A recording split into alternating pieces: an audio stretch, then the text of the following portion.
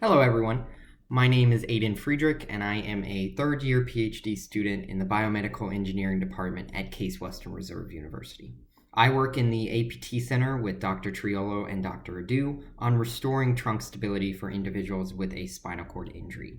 Spinal cord injury often paralyzes muscles below the level of injury, and as a consequence, muscles of their trunk and hip are unable to help the person sit upright or lean to reach objects outside of the reach of their arm. Our lab activates the large back muscles with an implanted stimulator to allow the user to sit straight upright, as shown here. As you can see, when she turns on the stimulation, she immediately sits straighter.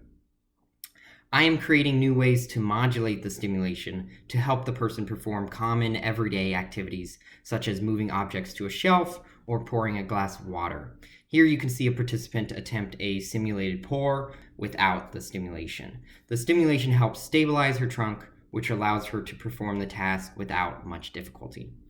I enjoy working in this lab because I can directly see the impact my research has on these individuals. We get to see the same participants many times, which really allows you to build a strong relationship with them.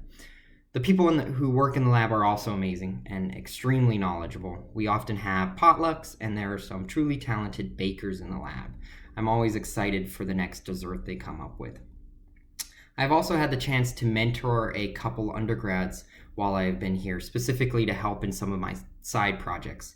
And I spent a year as a project manager for 4 senior design teams in the Biomedical Engineering department at Case Western Reserve. Outside of the lab, I have been exploring the metro parks of Cleveland. It's strange, the most innocuous parks around here contain some large gorges that are just truly gorgeous.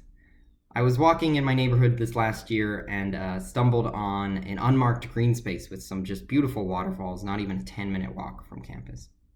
Okay, thank you everyone.